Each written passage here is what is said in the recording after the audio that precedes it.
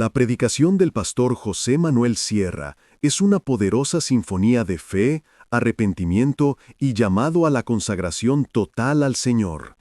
Su mensaje enfatiza la urgencia de volver a Dios con un corazón sincero, abandonar la tibieza espiritual y servirle con entrega completa. A través de pasajes de Daniel, Job y los profetas, el pastor despierta la conciencia espiritual de la iglesia moderna, recordando que vivimos tiempos de oscuridad moral, pero también de esperanza eterna. El pastor Sierra enseña que el mundo no podrá ofrecer una paz verdadera, porque solo Jesucristo, el príncipe de paz, puede traer descanso y fortaleza al alma. Sus palabras son a la vez proféticas y pastorales, advierten sobre la maldad creciente, pero también infunden valor para perseverar hasta el fin. Este mensaje invita a cada creyente a despertar, a revestirse de la armadura de Dios y a recordar que mayor es el que está en nosotros que el que está en el mundo. Bueno, pues hermanos, espero que estén orando por nosotros. Después, antes de finalizar el culto, voy a pedirle a Anderson y a Jerónimo que ore por Armando, que me acompaña, y también por mí, para que el Señor nos guarde en este viaje y que el Señor nos bendiga. Me han dado todo tipo de consejos: no tomes agua de nadie, no recibas nada de nadie, no lleva nada en las maletas. Sí, hermano, no os preocupéis que yo procuraré cuidarme y tengo el mejor guardaespaldas del mundo, que es el Rey de Reyes y el Señor de los Señores. Él es el que nos ha guardado hasta ahora y confiamos en Él plenamente. Vamos a hacer una pequeña oración antes de compartiros el mensaje que Dios ha puesto en mi corazón en el día de hoy, ¿vale? Los niños sí ahora pueden salir, ¿vale? Por favor, perdone. Señor, gracias por esta oportunidad de abrir tu palabra, escudriñarla, leerla, estudiarla. Pedimos, Señor, que sea de bendición lo que compartamos y que tu palabra corra por el mundo entero en este momento, Señor, y llegue a muchos lugares donde necesiten escuchar tu palabra y donde tú puedas restaurar, sanar, liberar, bendecir vidas por el poder de tu palabra, Señor. Nos ponemos en tus manos, confiamos en ti plenamente, en el nombre de Jesús. Amén y amén. Os quiero llevar en primer lugar a un libro que yo lo considero el Apocalipsis del Antiguo Testamento. Dicho sea de paso, y ya lo sabéis que lo he dicho muchas veces, a mí la palabra Antiguo Testamento no me gusta nada, porque un testamento es un documento oficial que deja una persona por escrito, que sabe que en algún momento de la vida va a morir y que tiene que dejar todo por escrito, y aún a veces dejando todo por escrito, los líos que se montan después entre los hermanos, entre los herederos, es de Padre y muy Señor mío. Pero bueno, el Señor no hizo un testamento, luego parece que se arrepintió, hizo otro. Entonces uno dice, bueno, ¿en qué quedamos? ¿Era el antiguo el que valía? ¿Ahora hay un nuevo testamento o un nuevo pacto? En el Antiguo Testamento, el pueblo de Israel lo ha dividido, lo ha clasificado en tres grandes porciones. Una primera parte que la conocen como la Torá, una segunda porción muy amplia donde están los Neviín, que es el plural de Neví, que es la palabra profetas, y la palabra Ketuv o Ketuvim, que es para los escritos. Y de esas tres palabras, utilizando la primera letra, la primera letra de Torah, la primera letra de Neviín y de Ketuvim, se forma la palabra Tanaj, y por eso lo llaman el Tanaj, porque es el conjunto, ¿verdad?, de los libros que llamamos del Antiguo Testamento. Son exactamente iguales que las Biblias que nosotros manejamos en el día de hoy, con la única diferencia de que el orden de los libros no es el mismo, el contenido por supuesto que sí, y a veces no coinciden los capítulos con los versículos. Por eso cuando dices allí en Israel, vamos a leer por ejemplo en el capítulo tal, versículo cual, pues tienes que tener cuidado porque a lo mejor la persona lo está buscando y está leyendo algo diferente a lo que tú estás leyendo. Pero quitando esas pequeñas, digamos, diferencias, todo es exactamente igual. Y el Antiguo Testamento o la Tanaj contiene varios libros con un material profético espectacular. Dicho sea de paso que el libro que más profecías del mundo contiene es la Biblia. No hay ningún libro en el mundo que contenga tanto material profético como la Biblia. Por supuesto, no todas las profecías están por cumplirse, sino que muchas de ellas ya se han cumplido. Por ejemplo, más de 150 con la primera venida del Mesías, lo que llamamos la Epifanía en griego, ¿no? Y hay otras profecías que ya se cumplieron, y hay otras profecías que aún no se han cumplido, y hay otras profecías que tienen la característica, la particularidad de que son como de doble cumplimiento. Hay una parte que ya se ha cumplido y una parte que aún falta por cumplirse. Y en el libro de Daniel encontramos muchas de esas profecías que, aunque él las escribió cuando estaba en el destierro en Babilonia, ahora hablaremos un poco de eso, él no las escribió para su generación, para su gente. De hecho, hay momentos en los que él dice que escribía pero no entendía nada, porque evidentemente le faltaba muchísima información que nosotros, gracias al Señor, disponemos de ella hoy en día, ¿verdad? Daniel fue llevado cautivo a Babilonia siendo muy joven, probablemente con 17, 18, menos de 20 años, y tuvo el privilegio de poder caer en el palacio del rey de Babilonia, que era Nabucodonosor, y allí, digamos, tuvo el privilegio de poder comer bien, vestir bien, dormir bien, pero el objetivo era desprogramarlo, arrancar de él todo vestigio divino, incluso hasta el nombre se lo cambiaron, ¿verdad? Su nombre significa Daniel, que viene de la tribu de Dan, que es la tribu que juzga. Dani es mi juez, Dios es mi juez, y le cambiaron el nombre, le cambiaron el lenguaje. Él tuvo que comenzar a aprender un idioma nuevo, el arameo, en el cual escribió algunas partes de su libro. Tengo que decir que el libro de Daniel tiene partes en hebreo y partes en arameo, y ese idioma quedó tan calado en la cultura, en la idiosincrasia del pueblo, que hasta en la época de Jesús la gente hablaba más arameo que hebreo. Realmente el hebreo era para los sacerdotes y para las cuestiones del templo y las sinagogas, pero realmente lo que la gente hablaba vulgarmente, comúnmente en la calle, era el arameo. De hecho, hay muchas expresiones de Cristo, como por ejemplo Talita Kumi y otras muchas expresiones que no las dice ni en griego ni en hebreo, sino las dice en puro arameo. Pero el libro de Daniel se escribió en un periodo de cautividad. Estuvieron 70 años cautivos en Babilonia, fueron desobedientes a las exhortaciones del profeta Jeremías, que estuvo durante más de 40 años diciéndoles que se arrepintieran, que volvieran a los caminos de Dios, que dejaran la idolatría, que dejaran la desobediencia, pero por un oído les entraba y por otro les salía. Hasta que finalmente la ciudad cae, el templo es destruido, la mayoría de las riquezas del templo, no todas, pero la mayoría fueron llevadas a Babilonia, y se cuenta, la tradición cuenta que Jeremías fue el que ocultó la famosa arca de la alianza, ¿verdad? Por eso cuando el Señor Jesucristo le pregunta a sus discípulos, ¿quién dice la gente que soy yo? ¿Qué se comenta por ahí? A ver, decidme. Y algunos le dijeron, algunos creen que tú eres Juan el Bautista, que ha resucitado. Otros creen que tú eres el profeta Elías, que la Biblia dice que tenía que venir antes de que viniera el Mesías. Y otros dicen que eres Jeremías. Y uno dice, ¿y qué tiene que ver Jeremías con la figura de Jesús? Bueno, es que ellos creían y creen que Jeremías sabía el lugar oculto, el lugar secreto del Arca de la Alianza, que nunca salió de Jerusalén, dicho sea de paso, sino que siempre ha estado allí, y que aparecerá en breve, no les quepa a ustedes la menor duda. Este hombre recibe una serie de sueños, a veces no son sueños, digamos, de él, pero también los recibe para poderles dar interpretación, como por ejemplo el famoso sueño que tuvo Nabucodonosor en el capítulo 2, donde dice que él vio una estatua de oro, de plata, de bronce y de hierro mezclado con barro, y nadie era capaz de interpretarle el sueño, porque además de pedir la interpretación del sueño, él lo que quería es que primero le contaran el sueño, para así tener la seguridad, la garantía de que le iban a dar una correcta interpretación y no una interpretación inventada. Solamente Daniel recibió por revelación el sueño, y él interpreta que a lo largo de la historia habrían 4 imperios, aunque hubieron otros muchos evidentemente, pero 4 imperios fundamentalmente tendrían que ver con la historia del pueblo de Israel. Y esos 4 imperios, como bien sabéis, fueron el imperio de Babilonia, los medos persas, los griegos y los romanos.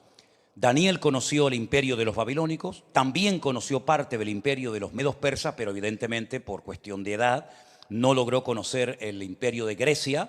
Y cuando entramos en lo que llamamos el Nuevo Pacto o el Nuevo Testamento, vemos que ya está el 4.º imperio, el tercero como que ha desaparecido.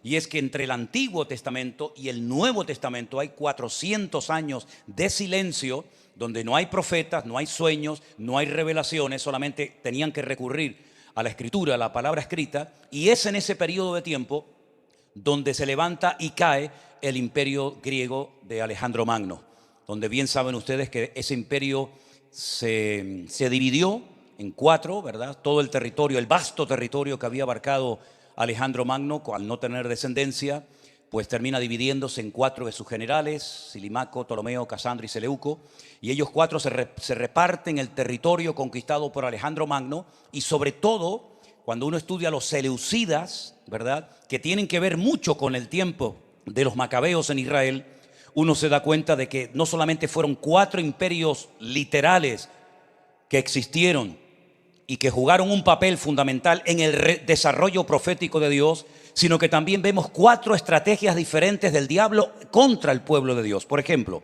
el primero, Nabucodonosor, el primer imperio, destruyó el templo. El segundo lo manda a reconstruir, los medos persas. Los persas son los iraníes en la actualidad y los medos son los kurdos, los que todavía, después de tanto tiempo, no tienen ni un pedazo de tierra. Los griegos profanaron el templo y el cuarto imperio lo vuelve a destruir y se lleva las riquezas a Roma, donde construyen un templo a la muerte, que es el famoso Coliseo romano, que se puede visitar hoy en día. Así que vemos cómo Daniel también interpreta sueños de otras personas, como también lo hizo José en Egipto, pero él también tiene sus propios sueños. Y en esos sueños él recibe revelación de su tiempo y de los tiempos postreros, de los tiempos finales. La pregunta es, ¿esos tiempos finales han empezado ya? ¿Estamos lejos todavía del fin de los tiempos? ¿En qué momento de la historia se encuentra la iglesia? ¿Estamos todavía, podemos contar con todavía muchas generaciones, con muchos siglos, con mucho tiempo por delante? ¿O tenemos el sentir y aparte el aval bíblico de que estamos viviendo en los últimos tiempos? ¿A ustedes qué les parece, hermanos? ¿Qué sentís? ¿Seguro? Bueno, leamos Daniel capítulo 12, por favor. El último capítulo del libro, que tiene una información espectacular acerca de cosas que han de ocurrir en los últimos tiempos. Repito, Daniel capítulo 12.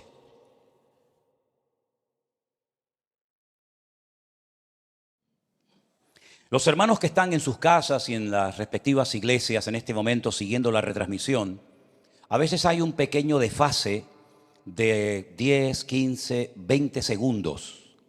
Es decir, que cuando nosotros terminemos de leer la Biblia, el capítulo 12 de la Biblia en Daniel, los hermanos todavía me van a ver a mí en la retransmisión leyendo parte del texto. Y esto es muy interesante porque aunque ellos no lo aprecian, y mucho menos nosotros aquí, hay momentos en los que uno puede estar en el presente y en el pasado al mismo tiempo. Y por eso es muy bonito ver que la palabra de Dios, cuando habla del futuro, lo cuenta en tiempo presente, en tiempo pasado. Cuando usted estudia escatología, es decir, acontecimientos finales, usted se va a dar cuenta que la mayoría de las veces, por no decir todas las veces, lo que tú lees como algo que va a suceder en el tiempo postrero es como algo que ya ha ocurrido en la mente de Dios. Y es que en Él no hay sombra de variación. Él es el mismo ayer, hoy y por los siglos. Y como he dicho también en otras ocasiones, el verbo liyot, que es el verbo ser y estar en hebreo, ni siquiera se puede utilizar en tiempo presente, porque el presente es tremendamente cambiante. Y cuando terminemos de leer la Biblia, lo que hemos leído ya forma parte del pasado, aunque todavía los hermanos que están en casa aún están viendo la lectura. Y dice este capítulo tan interesante que en aquel tiempo se levantará Miguel. Qué interesante, ¿no? Se levantará Miguel, el gran príncipe que está de parte de los hijos de tu pueblo. Y entonces será un tiempo de angustia, cual nunca fue desde que hubo gente hasta entonces.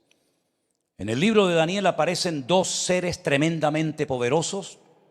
Uno podríamos decir que es, como hemos leído aquí, el príncipe que está protegiendo de una manera espectacular al pueblo de Israel, y el arcángel Gabriel, que es el encargado de los mensajes con una repercusión enorme en las vidas y en las personas que lo reciben y en las naciones que lo reciben.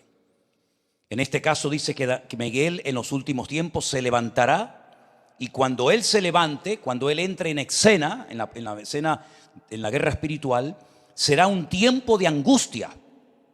Pero no un tiempo de angustia cualquiera, sino nunca ha habido un tiempo como ese, desde que hubo gente hasta entonces. Pero en aquel tiempo, en ese tiempo de angustia, de apretura, de persecución, será libertado tu pueblo y todos los que se hallen inscritos en el libro.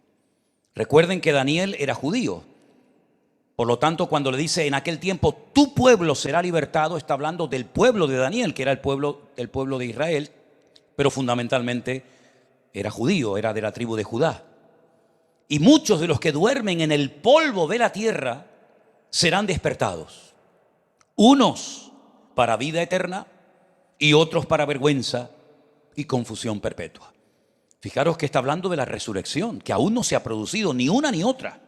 La Biblia nos habla solamente de dos resurrecciones, una para vida eterna y otra para vergüenza y confusión perpetua. Y ese acontecimiento aún no se ha producido, pero ya Él lo profetiza con miles de años de anticipación. Y ahora menciona un grupo de personas que los va a mencionar en dos ocasiones en la lectura. Prestar atención. Los entendidos. Los entendidos resplandecerán como el resplandor del firmamento, y los que enseñan la justicia a la multitud como las estrellas a perpetua eternidad. Qué promesa tan hermosa, ¿eh? Pero tú, Daniel, cierra las palabras, sella el libro hasta el tiempo del fin. Muchos correrán de aquí para allá y la ciencia se aumentará. Y yo, Daniel, miré, y aquí otros dos que estaban en pie, el uno a este lado del río y el otro al otro lado del río. Y dijo uno al varón vestido de lino que estaba sobre las aguas del río: ¿cuándo será el fin de estas maravillas? Qué interesante pregunta, ¿no? ¿Cuándo será el fin? Porque se parece mucho a la pregunta que Pedro, Jacobo, Juan y Andrés le hacen al Señor cuando salen del templo. ¿Se acuerdan? Mateo 24. Y le enseñan las piedras del templo, y el Señor Jesucristo les da una palabra profética que se cumplió literalmente años más tarde, justamente en el año 70 después de Cristo. Mirad esto bien, observarlo bien, porque no quedará aquí piedra sobre piedra que no sea destruida. Cuando ellos cruzan el torrente del Cedrón, porque el versículo 1 y 2 es en el monte Moriah, cruzan el torrente del Cedrón, y los siguientes versículos, la respuesta la reciben en el huerto de Getsemaní, que está en el monte de los Olivos. Uno lo lee todo de seguido y parece que todo sucede en el mismo lugar, pero no. Hay un tiempo entre la palabra, entre la profecía y la respuesta. La pregunta que los discípulos le dicen es: ¿cuándo será tu venida y qué señal habrá del fin del siglo? Es decir, acaba de decir que nos van a destruir el templo. ¿Cuándo? ¿Qué señales nos van a anticipar que nos acercamos a esa destrucción de nuestro querido templo de Jerusalén? Y ahora la misma pregunta: ¿cuál será el fin de estas cosas? Y me respondió: anda, Daniel, pues estas palabras están cerradas y selladas hasta el tiempo de fin. No recibe respuesta. No recibe respuesta a su pregunta. Sin embargo, los discípulos sí recibieron respuesta. Y si ustedes quieren saber la respuesta que probablemente le habría dado este personaje a Daniel en Babilonia, lean Lucas 21 y Mateo 24 y vais a ver la respuesta impresionante y la cantidad de detalles y de señales que se han de cumplir antes de que suceda lo que estamos leyendo en esta noche. Muchos serán limpios y emblanquecidos y purificados. Los impíos procederán impíamente, y ninguno de los impíos entenderá, pero los entendidos comprenderán. ¿Cuántos dicen amén? Dos veces aparecen este tipo de personas, los entendidos, en el versículo 3, que dice que resplandecerán con el resplandor del firmamento, y en el versículo 10, donde dice que ellos sí entenderán. Y desde el tiempo que se ha quitado el continuo sacrificio hasta la abominación desoladora, habrá 1290 días, es decir, 3 años y medio. En la Biblia hay expresiones que son idénticas, simplemente que varía la forma de decirlas. Por ejemplo, algunos dicen tiempo, tiempos y la mitad de un tiempo. Otros dicen 1260 días, otros dicen 3 años y medio y otros dicen 42 meses. Es exactamente el mismo periodo de tiempo. Depende de quién lo diga y depende en qué libro lo encuentres. Entonces dice que desde que se quite el sacrificio continuo hasta la abominación desoladora pasarán 3 años y medio. Pero ahora dice que hay una gente que va a ser bienaventurada porque son los que saben esperar hasta los 1335 días. Es decir, hay una diferencia de 45 días entre que se quita el continuo sacrificio, se pone la abominación desoladora en el templo de Jerusalén, hasta que ocurre esta bienaventuranza pasa casi 1 mes y pico, 45 días. Y tú hasta el fin, tú irás hasta el fin y reposarás y te levantarás para recibir tu heredad al fin de los días. Decirles a lo mejor que digan amén va a ser un poco temerario, porque a lo mejor si no han entendido nada, por fe van a decir amén, pero ¿se atreven a decir un amén ahí bajito? Ok, vale, no pasa nada. Es que yo siempre digo que no se puede decir amén a cualquier cosa, y menos a lo que no se entiende.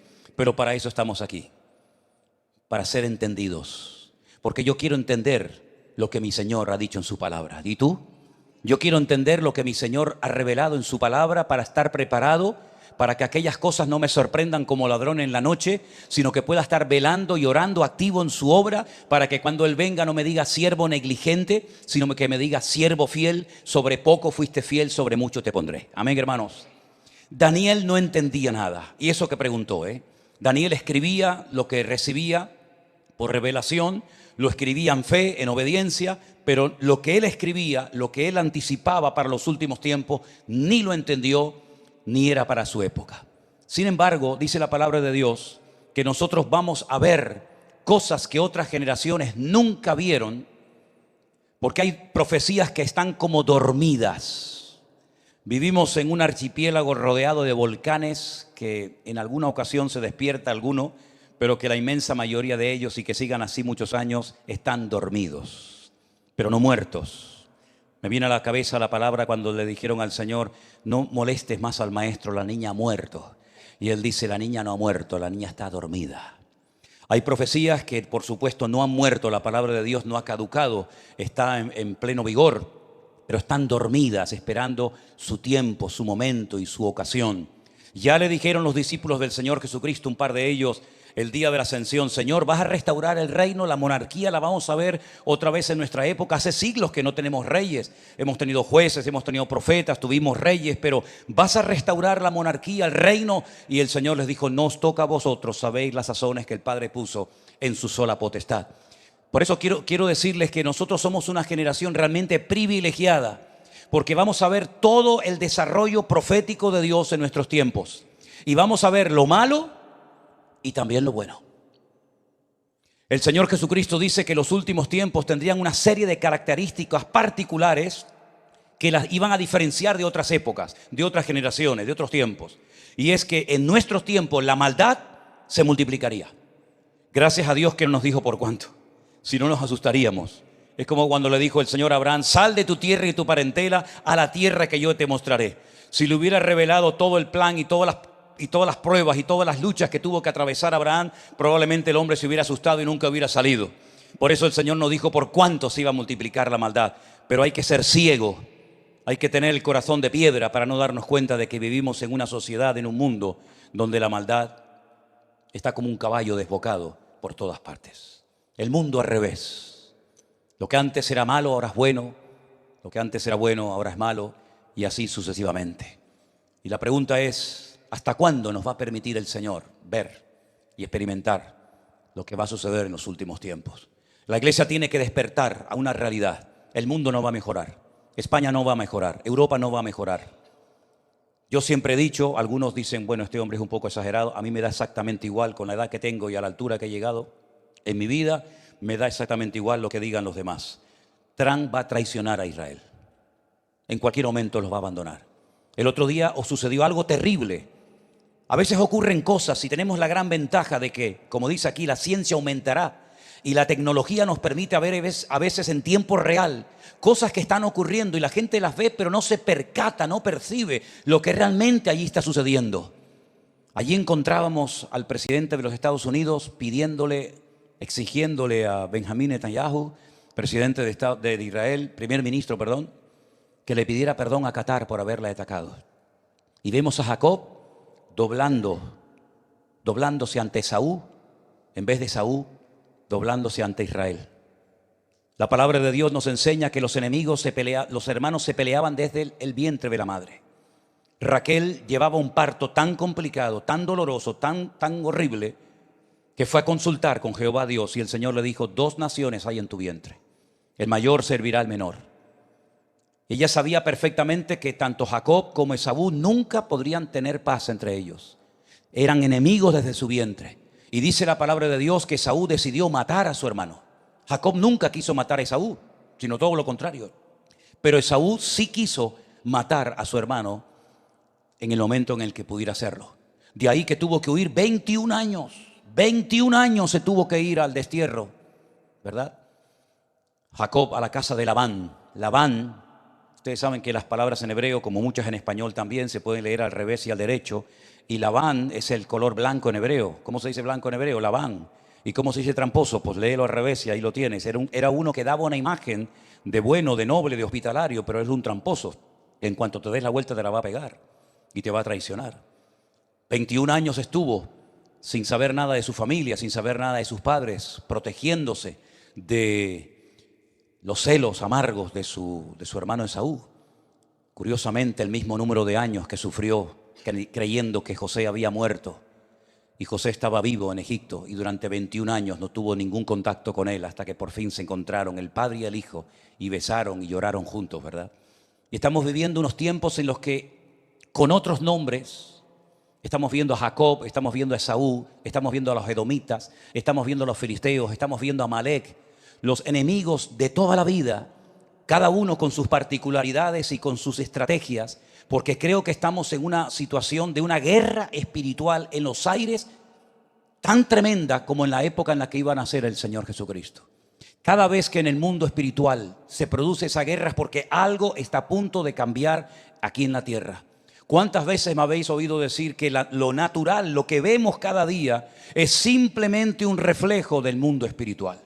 Y estamos viendo una guerra tremenda en el mundo espiritual y quiero que sepáis, o que mejor dicho recordemos, que nuestra lucha no es como la que algunos consideran contra sangre y carne, sino nuestra lucha es contra demonios, contra principados, contra potestades, contra gobernadores, contra huestes espirituales de maldad que pelean en las regiones celestes. Y por eso dice la palabra de Dios que vamos a ponernos toda la armadura de Dios. Por eso el diablo no quiere que vuelvas a sus caminos, por eso el diablo no quiere que obedezcas al Señor.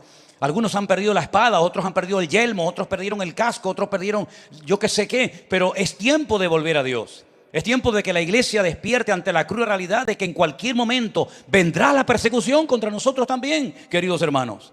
Algunos piensan que estamos, digamos, como vacunados, que nada nos va a ocurrir. No le des lugar a ese tipo de pensamientos cómodos, ¿verdad? Y simplones. Sino tienes que partir de la base de que nosotros somos odiados por el infierno entero. Y que somos un freno, somos un parapeto, ¿verdad? Somos un refugio para miles de personas que han conocido, pues, la salvación y la esperanza en Cristo, ¿verdad? Pero vivimos en un mundo rodeado de maldad, de falsos profetas, de falsos apóstoles, de falsos maestros, de políticos corruptos. Y estamos viendo unos cambios tremendos en todo. Las iglesias han cambiado. No son ni la sombra de las iglesias que yo conocí hace casi 45, 46 años atrás. Todo ha cambiado, la economía, la política. ¿Saben uno de los mensajes que le daba a mis hermanos hace pocos días en Estados Unidos? Los que tengan sus ahorros en dólares, inviértanlos, cámbienlos, compren lo que tengan que comprar antes de que ese papel solamente les sirva para ir al baño. Ya sé que es fuerte lo que acabo de decir, pero ustedes algunos lo van a ver. Vamos a ver cómo se va a devaluar, cómo va a haber una hiperinflación en todos los precios. Como era Canarias hace unos años, que uno iba con poco dinero al Mercadona, aunque no quiero hacerle propaganda a nadie, pero bueno, algunos dirán, ¿eso qué es? Un supermercado de aquí de España, hermanos. Pero sin embargo, hoy en día tú vas y dices, pero si no nos estamos llevando nada, y cada vez nos gastamos más. Pues la palabra de Dios profetiza que una barra de pan costará un denario, y un denario es lo que ganaba una persona en el tiempo de Cristo. Trabajar todo un día para comprarte una barra de pan. ¿Qué te parece? Además, si fuera el pan de Galicia, que es una gloria, pero no ese pan ahí recocinado, que te meten ahí, que lo sacan del congelador y te dicen que es pan fresco. Hermanos queridos, la palabra de Dios nos enseña que en los últimos tiempos habrá un conflicto espiritual tan brutal que Satanás tendrá que echar manos.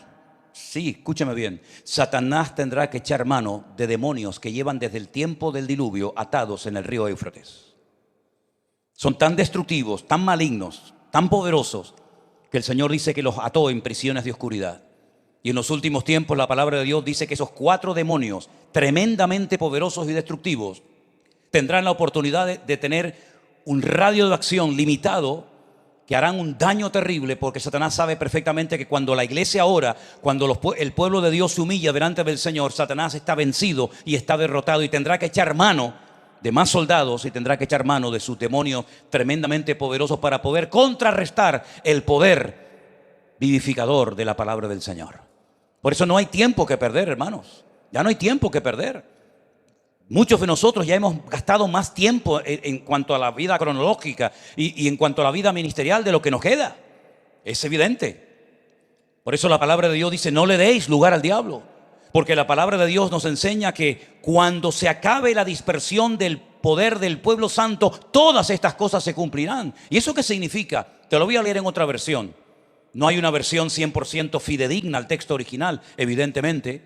A veces es prácticamente imposible traducir ciertos términos a nuestro idioma. Pero otra versión dice, cuando terminen de destrozar el poder, escucha bien, cuando terminen de destrozar el poder del pueblo santo, entonces estas cosas serán cumplidas.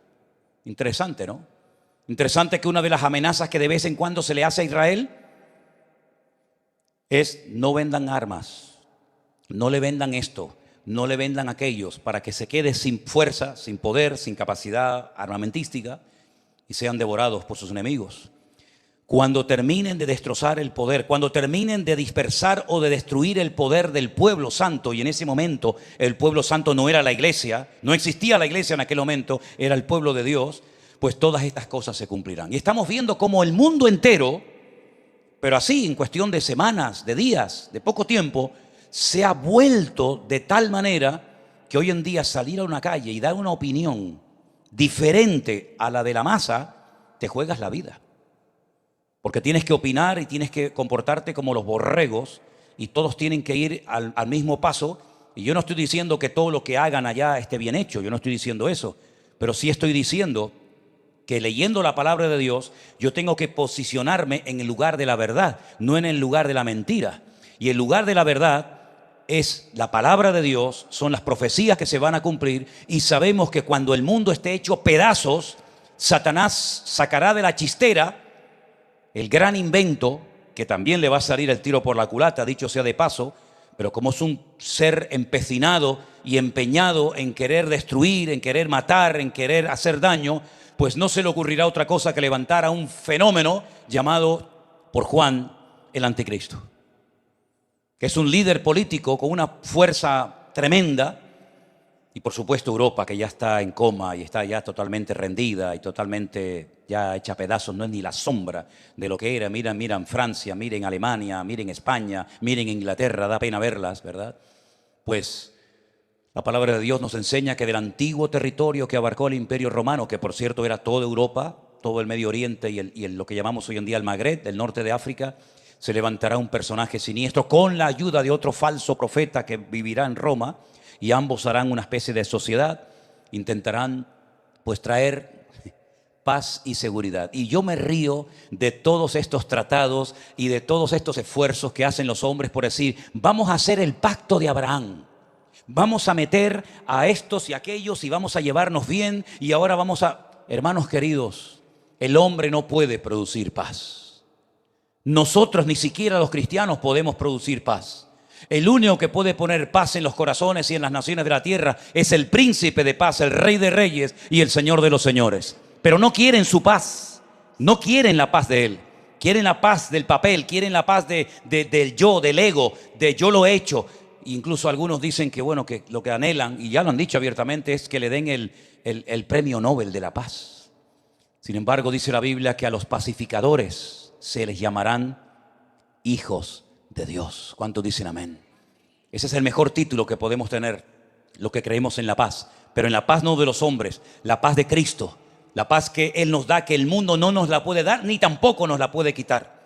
El Señor Jesucristo dijo, mi paz os doy, mi paz os dejo, no como el mundo la da. Y la paz de Cristo le permitió dormir en medio de la tormenta. La paz de Cristo le permitió entregar el Espíritu al Padre en la cruz del Calvario, porque sabía que la palabra decía, no permitirás que tu santo vea corrupción. La paz de Cristo, hermanos, es real, y esa paz quiere estar en tu corazón y guardar tu mente, tus pensamientos de noche y de día, de tal manera que pase lo que pase, venga lo que venga y digan lo que digan, tú puedes dormir, vivir, caminar, pensar y actuar en paz, porque el Señor está contigo como poderoso gigante. ¿Cuántos dicen amén? Si no tienes esa paz en tu corazón, por favor no salgas hoy de este salón sin llevarte la paz de Cristo en tu corazón. Porque puedes tener dinero y no hay nada malo en tener dinero. Lo malo es qué vas a hacer con el dinero. No hay nada malo en tener patrimonio, en tener posesiones, en tener cosas. No hay nada malo en eso. El problema es cuando esas cosas te usan a ti en vez de usarlas tú para la honra y la extensión del reino de Dios, ¿verdad? Porque la raíz de todos los males, dice el Señor en su palabra, es el amor, no el dinero. El amor, el dinero, el apego al mamón, al Dios de los griegos que adoraban hasta las monedas, ¿verdad? Creyendo que ellas les podían traer una cierta paz y satisfacción y tranquilidad en la vida. El único que nos puede proporcionar paz en medio de la tormenta que se avecina y que va a venir sí o sí es nuestro Señor Jesucristo. ¿Cuántos dicen amén? Ahora la Biblia dice que en los últimos tiempos, hermanos nuestros, millones de hermanos nuestros, gente que creyó en el Mesías, que depositó su fe en el Señor, dice que resucitarán del polvo. Y esa es la bendita esperanza que tenemos los creyentes, que la muerte no es el fin de todo, sino es el principio de todo. ¿Cuántos lo creen conmigo? Dice, hermano, yo no quiero que ignoréis acerca de los que duermen. No os entristezcáis como los que no tienen esperanza, porque si creemos que Cristo murió y resucitó, también traerá con Él a todos los que durmieron en Él. Y nosotros resucitaremos juntamente con ellos y les recibiremos en el aire para estar así por siempre con el Señor. Esa es la bendita esperanza del creyente. Pero también la Biblia dice, y muy claramente, y no lo oculta, que algunos van a resucitar, pero para condenación eterna. Qué poco se predica hoy en día de la condenación eterna, ¿verdad? Parece como que da miedo, ¿no? Que la gente se vaya a la iglesia, que la gente se enfade con uno. Pues que se vayan, pues que se vayan. Pero si tú no le has entregado tu vida a Cristo, tú vas a arder por la eternidad en el infierno, querido hermano. Y me da igual si eres el Papa de Roma, si eres el presidente de España, o me da igual si eres rico o poderoso. Si tú no le has puesto tu vida en las manos del Señor, tú vas a estar toda la eternidad en el infierno y no hay otra esperanza, no hay otra posibilidad, sino que allí te quedas y de allí no sales. Pero qué hermoso es saber que cuando nosotros partamos de este mundo, si el Señor así lo permite, pues vamos a estar por la eternidad en la presencia del Padre. Y vamos a estar con Abraham, con Isaac, con Jacob, con Moisés, con David, con tantos personajes de la Biblia, pero sobre todo con el Señor, al cual tenemos ya tantas ganas de verlo, de saludarlo y de abrazarlo y estar con Él por la eternidad. Amén, hermanos. Pero lo peor está por venir, queridos. Lo peor está por venir. Lo del 7 de octubre, donde murieron en un par de horas más de 1.200 personas, donde niños pequeños fueron metidos en microondas, y donde familias enteras fueron vilmente torturadas hasta la muerte, y donde chicas fueron violadas por más de 40 personas. Todo eso es simplemente un pequeño botón de muestra de lo que los demonios pueden hacer si el Señor se lo permite por un tiempo. Uno de los países que presume de tener uno de los ejércitos más poderosos del mundo, el sistema de inteligencia más sofisticado de la tierra, tienen dos, el Mossad, que es para afuera, y el Shin Bet, que es para adentro, y todo falló. Y ahí pudimos ver que si Jehová no vela por la ciudad, en vano vela la guardia. Y ahí pudimos ver que si el Señor quita su mirada, aunque sea una hora, en vano trabajan los edificadores. Y ustedes pueden leer todo el libro de Joel y pueden leer todo el libro, por ejemplo, de Sofonías y otros, y van a darse cuenta que lo peor está por venir, porque eso fue en un lugar concreto, en los famosos kibutzim del sur de Israel, donde gracias al Señor, o bueno, por la gracia de Dios, tuvimos la oportunidad, el poco tiempo de ir a visitar, salvo uno que era muy tarde y no nos dejaron entrar. Y ahí estuvimos filmando y viendo todas aquellas barbaridades, aquel destrozo, en cuestión de poco tiempo. Pero la Biblia nos habla de que todo eso afectará a todo el país. Y en los últimos tiempos, sabiendo Satanás que todo le ha salido mal, todas las guerras las ha perdido, todas las estrategias no le han funcionado, lo volverá a intentar con este personaje siniestro y con un ejército que la Biblia dice que tendrá 200 millones de soldados. Nunca jamás se ha visto algo así. Nunca un ejército de 200 millones de soldados se han atrevido a atacar a un país, y menos algo tan pequeño y tan insignificante como Israel, que no llega ni al 0,1% de tierra y de población. 200 millones de soldados que atacarán por tierra, mar y aire. Y todo esto lo describe perfectamente Daniel y lo describe Ezequiel y otros profetas de la antigüedad. Armas bacteriológicas, armas químicas, armas nucleares se utilizarán. Y la Biblia dice que cuando la sangre llega a la altura de los frenos de los caballos y esos millones y millones de personas entren por el valle de Jezreel o por el valle de Meguido rumbo a Jerusalén, dice que allí el anticristo muere, allí lo entierran, porque el que permite todo esto y el que trae por las quijadas, el que trae agarrado a todas las naciones para pelear contra Israel, es el Dios de Israel. Y dice, y allí les mostraré mi gloria, y allí les mostraré quién es el que manda, quién es el que quita y quién es el que pone. Y cuando termine esa batalla terrible, dice que estarán 7 años quemando el material al fuego. Y estarán durante meses y meses y meses contratando a gente a jornal para enterrar a la multitud de cadáveres y de miles de personas que morirán. Y el Señor llamará a las aves del cielo. Y quiero decirles que uno de los espectáculos más maravillosos que yo he podido observar en Israel es la ruta migratoria de millones y de millones de aves que vienen desde allí hasta el norte de África y entran por España. Es un espectáculo increíble. Pues es interesante ver cómo millones de aves, dice la Biblia, que vendrán y comerán carne de príncipes, de reyes, de capitanes, de generales, de soldados, hasta que se limpie la tierra. Y entonces dice la palabra de Dios que en el monte de los olivos, el Señor Jesucristo vendrá, todo ojo le verá, toda rodilla se doblará y toda lengua confesará que eres el Señor, para gloria de Dios el Padre. Y cuando ponga sus benditos pies, que fueron horadados por los clavos en la cruz del Calvario, cuando ponga sus pies sobre el monte de los olivos, el monte se partirá en dos y será un valle enorme. Y saldrán de su interior aguas vivas que entrarán en el mar muerto. Y dice que cobrará vida de una forma realmente espectacular. Y pondrá su trono en Jerusalén. Y todas las naciones que se han salvado y las millones de personas que fueron a pelear pero que tuvieron la suerte, por decirlo de alguna manera, de escapar con vida, tendrán que subir todos los años en la época del mes de octubre, como por ejemplo ahora, a celebrar la fiesta de los tabernáculos o de Sucot. Y la ciudad o el país o los gobernantes que no suban, ese año no caerá lluvia sobre ellos. Y todo esto que hemos leído durante años se va a cumplir, queridos hermanos, y nosotros vamos a estar allí y vamos a ser protagonistas de los acontecimientos más grandiosos de la historia de la humanidad, porque la palabra de Dios se cumple. El cielo y la tierra pasarán, pero su palabra permanecerá. Y lo que hemos creído, predicado y enseñado y memorizado durante años y años, lo vamos a ver, porque el Señor no miente ni retarda su promesa. Él no retarda su promesa. Él no se ha olvidado de nosotros, como algunos piensan, sino que el Señor es clemente y misericordioso, no deseando que ninguno perezca, sino que todos procedan al arrepentimiento. Por eso hoy es el día de salvación. No estás en este salón, no estás viendo este culto por casualidad, sino que Dios te está dando hoy la oportunidad de ponerte las pilas y buscar al Señor de corazón y decir: Señor, a por todas. Y a predicar la palabra a tiempo y fuera de tiempo, en tu universidad, en tu oficina, en la iglesia o donde quiera que te encuentres. Porque la Biblia dice que en los últimos tiempos se amontonarán maestros conforme a sus propias concupiscencias, que apartarán el oído de muchas personas, los apartarán de la verdad, escuchando a espíritus engañadores y a doctrinas de demonios. Pero dice la palabra de Dios: pero tú cumple con tu llamado, cumple con tu ministerio, porque Dios no nos ha dado espíritu de cobardía, sino de poder, de amor y de dominio propio. Y el Señor quiere que prediquemos a tiempo y fuera de tiempo. De hecho, es el mandato que tenemos. Vamos a cumplirlo, hermanos. Ir por todo el mundo y predicar el evangelio a toda criatura. El que creyere y fuere bautizado será salvo. Y nosotros hemos recibido ese mensaje. Pero ¿cómo creerán si no hay quien les predique? Por eso viajamos y por eso vamos aquí y vamos por allá, porque hay todavía millones y millones de almas que no conocen al Señor.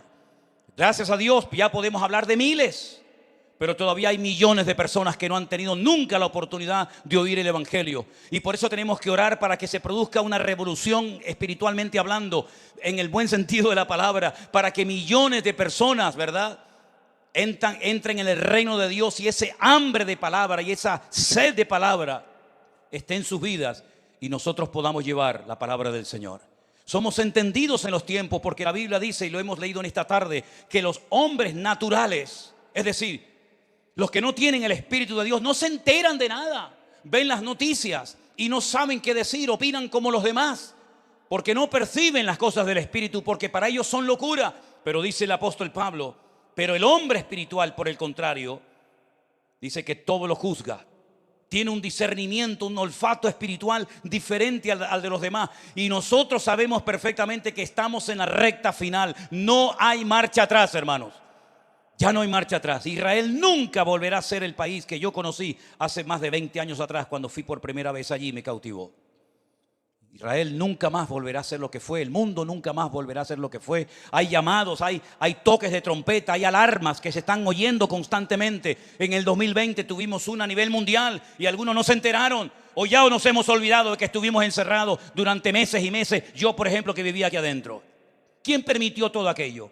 ¿Quién permitió que se predicara la palabra a sillas vacías durante meses? Y miles de almas conocieron a Cristo durante aquel tiempo. Con verdad o sin verdad, si fue provocado o no provocado, a mí me da exactamente igual. Decían que fue un murciélago, decían que fueron los chinos, a mí me da exactamente igual. Yo lo que sé es que mi Dios tomó la desgracia y lo que había creado el hombre o se había inventado el hombre para predicar la palabra y para que miles de personas conocieran a Cristo. Y todas las circunstancias que nos rodean, todas las está permitiendo el Señor para que, primero, para que te despiertes y no pierdas el tiempo. Me dicen algunas veces, ¿y no has tenido tentación de volver al mundo? Digo, ¿a qué mundo? ¿A qué mundo? ¿Al de los demonios que me tenían atrapado? ¿A ese quiero volver? ¿A qué mundo quiero volver? No tengo ninguna intención de volver atrás, sino ir con mi Señor de gloria en gloria, de victoria en victoria, de triunfo en triunfo y de bendición en bendición. Fuertes aplausos al Señor. ¡Aleluya! ¡Y a su nombre! ¡Y a su nombre! Cristo viene pronto, mi hermano. Cristo viene, Cristo viene, Cristo viene. Aleluya. Claro que viene mi Señor. Ven pronto, amado mío. El Señor viene pronto a buscar una iglesia sin mancha y sin arrugas. Límpiate ya de todas las manchas que llevas encima. Que el Señor te planche con su palabra en esta tarde. Y que digas como aquel viejito en la isla de Patmos, ven pronto, Señor Jesús. Cierra tus ojos en esta tarde ahí donde estás, mi querido hermano. Oh, gloria a Dios, gloria a Dios. Dios es bueno.